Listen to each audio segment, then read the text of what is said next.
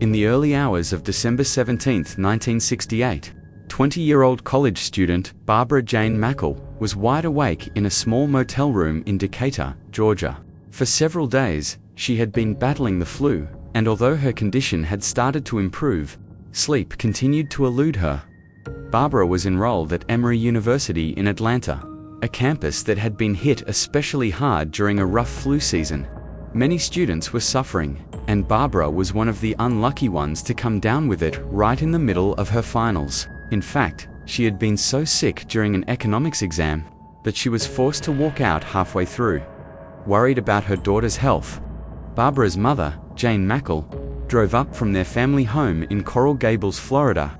She rented a room for the two of them at the nearby Roadway Inn, just a couple of miles from the Emory campus, so Barbara could rest before heading back home for the holidays. They settled into room 137, planning to leave in a few days once Barbara felt strong enough for the long 10-hour drive. For a while, everything seemed quiet and uneventful, but in the pre-dawn hours of December 17th, as Barbara and her mother sat awake, chatting to pass the restless night, a sudden knock on the door shattered the calm. Startled, Jane called out without opening it, asking who was there. A man's voice answered quickly, claiming to be a police officer. He said he needed to speak with them about a car accident involving a young man driving a white Ford Mustang. Instantly, both Barbara and her mother grew concerned. Barbara's boyfriend, Stuart Woodward, drove a car just like that. He had even visited Barbara at the motel just hours earlier. Fearing something terrible had happened, the women unlocked the door. The decision proved disastrous. The moment the door opened, they realized too late the man was no police officer. He forced his way inside, wielding a shotgun. A second person followed, younger, possibly a teenager, who quickly tied up Jane before pressing a rag soaked in chemicals over her face. Jane lost consciousness almost immediately. When she awoke, the room was silent. Both intruders were gone, and so was Barbara. Unbeknownst to Jane, her daughter was already being driven deep into the woods by her kidnappers. There, the young woman was led to a box resembling a coffin, buried in a hole in the ground. The lid was sealed, and Barbara heard the sound of dirt falling above her. She had been buried alive. This terrifying moment marked the beginning of one of the most shocking kidnapping cases in US history, a crime that would grip the nation, involve the FBI, and test the endurance of a young heiress trapped underground with only hours of air to breathe. By the time morning broke on December 17th, panic had fully set in. When Jane Mackle realized her daughter had been abducted, she alerted authorities immediately. The story spread like wildfire. Reporters swarmed both the motel where the kidnapping took place and the Mackle family home in Coral Gables, Florida. Before the day was over, the FBI had already taken over the investigation. This wasn't just any missing person case. Barbara was the only daughter of Robert Mackle, a wealthy Florida land developer who, alongside his brothers, ran the Deltona Corporation, one of the country's biggest real estate enterprises. That made Barbara an heiress, and her kidnappers knew it. Within hours of the abduction, the Mackle family received their first chilling communication. A phone call came into the house around 9 a.m. on December 17th. A man's voice, unfamiliar to Robert, directed him to dig beneath a rock in the backyard. There, 6 inches underground, Robert unearthed a glass jar containing a 3-page typewritten ransom letter. The note left no doubt about the gravity of the situation. Barbara, it said, was buried in a fiberglass reinforced box, hidden in a remote location. She could not escape on her own, and there was no chance she would be discovered by accident. Her survival depended entirely on the kidnappers. The demands were clear and terrifying. The family had 7 days to come up with $500,000. The instructions for the ransom were meticulous. The kidnappers wanted the money in bundles of $1,000, all in crisp $20 bills no older than 1950. None were to be marked, and only 10 bills at most could be in sequential order. The money was to be packed into a standard suitcase. Once collected, the kidnappers warned they would spend 8 full hours inspecting the cash before releasing. Barbara. The note also explained how the Mackles should signal readiness. A classified ad had to be placed in the personal section of major Miami newspapers with the specific wording, "Loved one, please come home. We will pay all expenses and meet you anywhere at any time. Your family." Until then, Barbara's captors said she would remain underground with limited food, water, and air. If the deadline passed, they threatened, her supplies would run out and her life would end. To reinforce their threats, the kidnappers later mailed additional evidence, a piece of Barbara's jewelry and a Polaroid photograph. In the image, Barbara was lying down, holding a sign that read, "Kidnapped." The photo was unmistakably real, proof she was alive but in grave danger, working quickly. The Mackles and the FBI began assembling the $500,000 ransom. It took 85 bank tellers working through the night to count and package the cash. While the FBI debated marking the bills, they ultimately decided against it. Fearing the kidnappers' keen instructions meant they would detect the trick. Instead, agents meticulously logged the serial numbers of all 25,000 bills, so they could later be traced if they resurfaced. By December 18th, the ransom was ready. Tensions were high. The Mackles placed the required classified ad, unsure if the kidnappers would keep their word. Memories of past kidnappings loomed large in one infamous case. 3-year-old Bobby Greenlease had been ransomed for an even larger sum, only to be murdered by his captors. Would Barbara suffer the same fate? The wait was agonizing. Finally, in the early morning hours of December 19th, the family received the call they had been anticipating. Robert Mackle was instructed to deliver the ransom alone. The location? A small bridge leading to Fair Isle, a then undeveloped island in Biscayne Bay, southeast of Miami. Robert followed every instruction. In the darkness before dawn, he left the suitcase of cash on a seawall by the bridge, then drove away as told. When he returned 2 hours later, the suitcase was gone. At first, he felt a surge of relief. The kidnappers had collected the money. Barbara's return seemed imminent, but almost immediately, disaster struck. The drop-off had not gone as planned. Unbeknownst to Robert, after picking up the ransom, the kidnappers fled by motorboat, but their getaway drew attention when the boat slammed violently ashore in a quiet Miami neighborhood. Concerned residents called police. Local officers, unaware of the FBI's covert operation, responded as if it were a routine disturbance. As police approached, the kidnappers panicked. They abandoned the ransom money in a blue Volvo and fled on foot. A brief exchange of gunfire occurred, but both managed to escape. When the FBI informed Robert of the failure, he broke down in despair. His daughter was still trapped underground, and now the kidnappers might retaliate. The carefully constructed plan had fallen apart, and Barbara's life hung by a thread.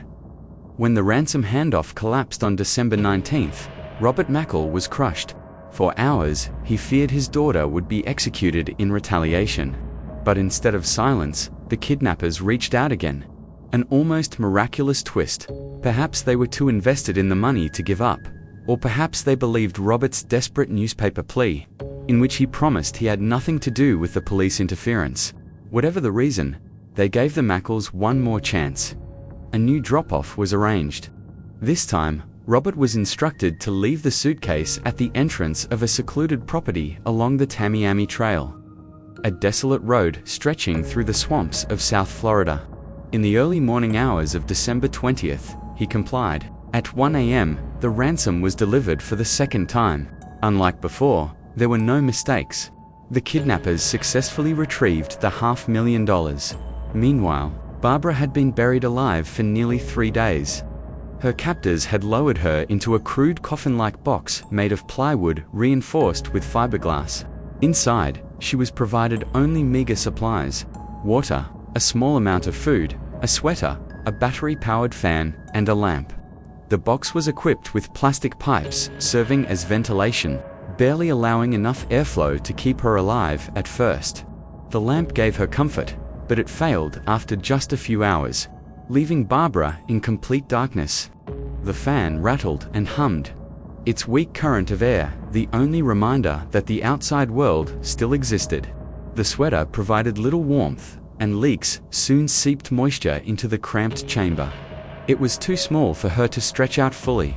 Every passing hour was suffocating physically and mentally. Yet Barbara's composure astonished investigators later. Alone, confined, and terrified, she somehow remained calm. She later credited her faith in God and unwavering trust that her parents would find her. Some accounts suggest the kidnappers may have laced her water with mild sedatives, which could have blunted panic, but nothing could erase the torment of waiting in darkness as the hours crawled by. 12 hours after the ransom was successfully dropped on December 20th, the FBI in Atlanta received a long-awaited call. The voice on the line was curt. The agent was told Barbara's location would be given only once. The caller mentioned a vague intersection in Norcross, Georgia, over 40 miles from her university. It wasn't much to go on, but it was enough. Agents rushed to the scene and began scouring the nearby woods. Time was critical. Barbara had been buried for over 80 hours longer than anyone could be expected to survive underground. Around 4:15 p.m. that afternoon, 2 FBI men combing through a pine forest heard something faint. At first it seemed like nothing, a dull thumping sound. Then it came again. One of the agents spotted a patch of disturbed reddish Georgia clay. Sticking out of the ground was a small plastic pipe. The men threw themselves to the earth and began digging with their bare hands, then with shovels and whatever tools they could grab. For 15 frantic minutes, they tore at the dirt until the outline of the plywood box appeared. With the help of a tire iron, they pried open the lid. Inside, they found Barbara, weak, filthy, and trembling, but alive. She had endured 83 hours underground. The young woman had lost nearly 10 pounds and was too faint to stand. But aside from exhaustion and dehydration, she was physically unharmed. When agents helped her out of the grave, she was still wearing the same red and white nightgown she had been abducted in days earlier. Her first words, incredibly, were not about her own suffering, but about her parents. How are they? Her composure stunned even hardened investigators. Many later described her as unusually calm, even cheerful, considering the nightmare she had survived. In early interviews, Barbara maintained a sense of humor and optimism, though the trauma of those days would haunt her for life. News of her rescue exploded nationwide. Headlines blared that the heiress had been saved, and television networks scrambled to cover the incredible story. Even President-elect Richard Nixon commented, calling it an unbelievable story, even for Florida. Barbara Mackle was safe, but the hunt for her kidnappers was only just beginning. With Barbara safely out of the ground, the focus shifted immediately to her kidnappers. She was able to provide a few details. There had been a man and a woman, both disguised during the abduction. The man was older, in his mid-20s, confident and forceful. The woman seemed younger, possibly a teenager, nervous but obedient. They had forced her into the car at gunpoint and later buried her in the fiberglass box. Beyond that, Barbara couldn't offer much. She had been blindfolded through most of the ordeal. But the FBI already had some leads. During the bungled first ransom pickup in Miami, a blue Volvo had been abandoned by the suspects as they fled. Inside the vehicle, investigators recovered not only the $500,000 in ransom cash, but also a treasure trove of evidence: maps, disguises, weapons, and most importantly, identification documents. Among them were driver's licenses and paperwork bearing the name Gary Stephen Christ, a 23-year-old with a checkered past. Christ was not a petty criminal. By his early 20s, he had already served time for smuggling illegal immigrants into the United States and had a reputation for bold, reckless schemes. Intelligent but dangerous, he seemed capable of planning something as elaborate as Barbara's kidnapping. Alongside his ID, authorities also discovered documents and photographs linking him to a woman, Ruth Ice, a 26-year-old Honduran immigrant and graduate student at the University of Miami. She was the only woman ever to appear on the FBI's 10 most wanted list at that time. The profile of the crime began to take shape. Christ, ambitious and calculating, had likely designed the plot from start to finish, including the coffin-like box buried with supplies. Ruth, deeply infatuated with him, appeared to have been his willing accomplice. Their plan was daring demand ransom from one of the wealthiest families in Florida while keeping their victim alive in a way no one would expect, hidden underground. Impossible to trace. In hindsight, the plan might have worked if not for a few reckless errors. Abandoning the Volvo was the most obvious mistake, essentially handing the FBI their identities. But they had also left fingerprints and other personal effects behind, creating a clear trail. The manhunt was swift and intense. Agents fanned out across Florida and Georgia, checking safe houses, interviewing Christ's former associates, and watching airports, bus terminals, and train stations. Christ and Ruth had split up, making the search more complicated. Barbara's miraculous survival made the case front-page news across the country. Public pressure mounted for a rapid arrest, and the FBI spared no resources. Every lead was pursued. On December 21, 1968, just one day after Barbara's rescue, authorities scored their first major success.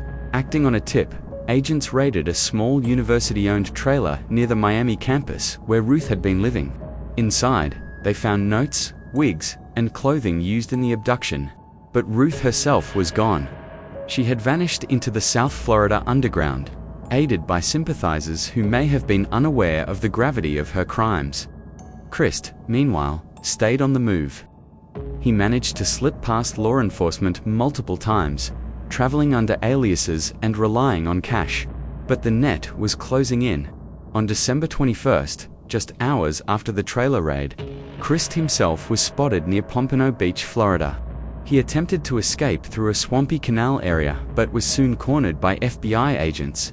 When arrested, he was carrying thousands of dollars in ransom cash, along with evidence tying him directly to the burial site in Georgia.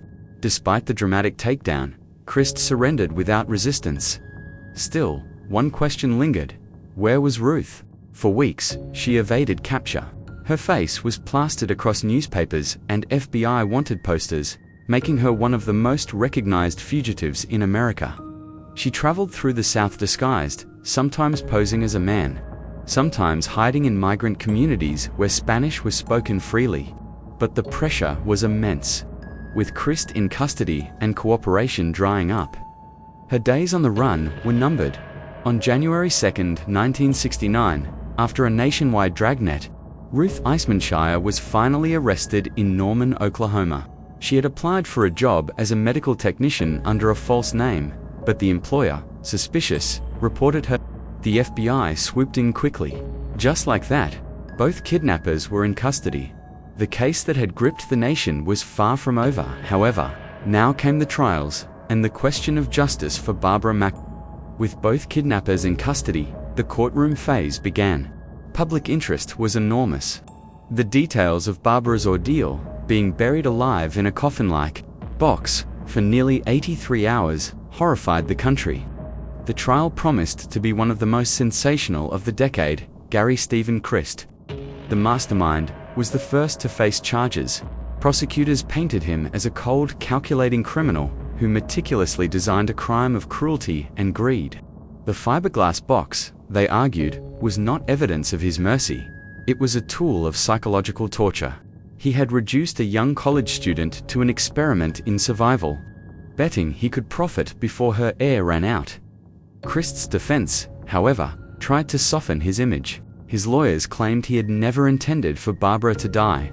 They pointed to the supplies he left her: food, water, light, and air tubes. They emphasized that he contacted her family multiple times to reassure them she was alive. But these arguments rang hollow against the sheer horror of being entombed alive for days. Intentions mattered little when Barbara had been inches from death. Faced with overwhelming evidence, fingerprints, the abandoned Volvo, and Barbara's own testimony, Christ had little room to maneuver. In 1969, he pleaded guilty to kidnapping and extortion. He was sentenced to life in prison, though with parole eligibility under the laws of the time. Meanwhile, Ruth Eismanshire faced her own reckoning. As Christ's partner, she had been present during the abduction, binding Barbara's mother and helping force Barbara into the car. Witnesses testified that she followed Christ's lead, but played an active role throughout. Her defense attempted to portray her as a naive young woman, infatuated with Christ and manipulated by his domineering personality. The jury, however, saw her as a willing accomplice. In 1969, she became the first woman ever placed on the FBI's 10 Most Wanted list, a distinction that branded her a dangerous criminal in the public eye. When captured, she too was charged with kidnapping and extortion. Unlike Christ, she cooperated with authorities and expressed remorse. Perhaps because of this, she received a lighter sentence. 7 years in federal prison. Ruth served just over 3 years before being paroled and deported to her native Honduras. Afterward, she disappeared from public view. For decades, little was known of her life, though reports surfaced that she pursued humanitarian work in Central America. She never returned to the United States. Gary Christ's story, however, did not end behind bars. He served only 10 years of his life sentence before being paroled in 1979, a decision that shocked many. The reasoning, according to officials, was his model behavior in prison and the belief that he no longer posed a threat. Christ claimed he wanted to rebuild his life and even attended medical school after his release, attempting to reinvent himself as a doctor. But old habits die hard. In 2006, nearly 40 years after Barbara's kidnapping, Christ was arrested again, this time for smuggling nearly 16 tons of cocaine by boat off the coast of Alabama. The arrest proved what many suspected all along, that his kidnapping of Barbara had not been an isolated crime, but part of a lifelong pattern of greed and recklessness. He was sentenced to over 5 years in federal prison for the smuggling charges, and when released, was arrested again in 2012 for violating probation. Christ's life seemed destined to spiral through crime after crime, never escaping the shadow of what he had done in 1968. Barbara, meanwhile, lived a very different kind of life. After the ordeal, she withdrew from the spotlight, refusing most interviews and declining to capitalize on her story. In 1971, she married Stuart Woodward, the boyfriend whose car had sparked the ruse that lured her from the motel room. Together, they had children and built a quiet family life in Florida. Although Barbara rarely spoke publicly about her experience, she did co-author a book titled 83 Hours Till Dawn, which detailed her survival underground. The book was later adapted into a television movie, though Barbara herself stayed far from Hollywood. Her goal, as she often said, was simply to move forward, not to relive the nightmare. By the late 20th century, her story had entered true crime legend, cited in criminology courses and FBI training manuals as an example of both criminal ingenuity and the resilience of victims. The kidnapping was shocking in its brutality, but also remarkable in its outcome. Unlike so many ransom cases, Barbara had survived as the 1970s ended. Both kidnappers were out of prison, but their paths could not have been more different. Ruth disappeared into obscurity, while Christ lurked in and out of headlines with each new arrest. Barbara, on the other hand, chose peace, family, and privacy. The case left behind one undeniable truth. Money and obsession had nearly cost a young woman her life, but her resilience and the relentless pursuit of justice ensured that she lived not only to tell the tale, but to outlast the criminals who buried her alive. The kidnapping of Barbara Jane Mackle is remembered not only because of its shocking cruelty, but also because of its almost miraculous ending. In the annals of American true crime, it occupies a strange place, both a tale of terror and a rare story of survival. What made the case so infamous was the method of confinement. Being buried alive has long been a primal fear, one that appears in folklore, horror fiction, and nightmares. For Barbara, it wasn't fantasy, it was real. The coffin-like box was designed to sustain her just long enough for her wealthy family to pay up. Even now, decades later, the thought of a young woman trapped underground for 83 hours remains one of the most disturbing elements of any modern kidnapping. The crime also changed the FBI's approach to ransom cases. In earlier decades, kidnappings like the Lindbergh baby case or the Bobby Greenlee's tragedy ended in murder, even after ransoms were paid. Barbara's survival proved that, in rare circumstances, cooperation could save a victim's life. Yet it also underscored the risks of police involvement. The first ransom drops, failure nearly doomed her. Training manuals and seminars in later years often cited the Mackle case as a lesson in how quickly negotiations can go wrong and how persistence can still bring a victim home alive. In popular culture, Barbara's story was retold multiple times. Her memoir, 83 Hours Till Dawn, written with Miami Herald reporter Gene Miller, became a bestseller. It gave readers a first-hand account of her quiet courage and described how she coped with the suffocating hours underground. The book inspired a made-for-TV movie in 1972 and again in 1990, both dramatizing the ordeal for new audiences. While Barbara herself stayed out of the limelight, the adaptations cemented her case in American crime law. The two perpetrators became infamous in their own right. Ruth Eismanshire's appearance on the FBI's 10 Most Wanted list was historic, making her a symbol of how even young women could be drawn into dangerous criminal schemes. After serving her sentence, she faded into obscurity, living quietly outside the United States. Gary Christ, however, remained a dark figure long after his release. His repeated run-ins with the law, from drug smuggling to probation violations, reinforced his reputation as a man incapable of reform. Many critics pointed to his early parole as evidence of a justice system too lenient on dangerous criminals. For those who remembered Barbara's torment, every new arrest was a bitter reminder of how close he had come to getting away with everything. And then, there was Barbara. Unlike so many true crime stories that end with grief, hers ended in resilience. Though traumatized, she did not let the ordeal define her future. She married, raised children, and lived a private life devoted to her family. By all accounts, she preferred peace over publicity. Her rare public comments were measured, often emphasizing gratitude rather than bitterness. Surviving such a horror could have left her broken. Instead, she endured. The legacy of her story lingers because it forces us to confront two very different human capacities: the cruelty of those who would bury another person alive for money, and the strength of a young woman who survived against all odds. The Mackle case showed how love and determination from a father who refused to give up, to agents who dug with their bare hands in Georgia clay, can outmatch even the darkest criminal designs.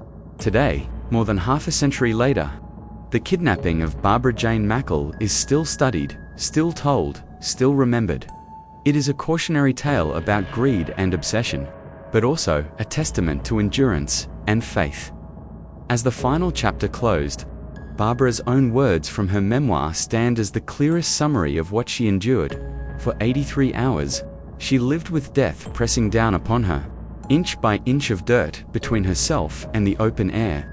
Yet she emerged, not only alive, but unbroken. Her story endures because it is not just about crime. It is about survival.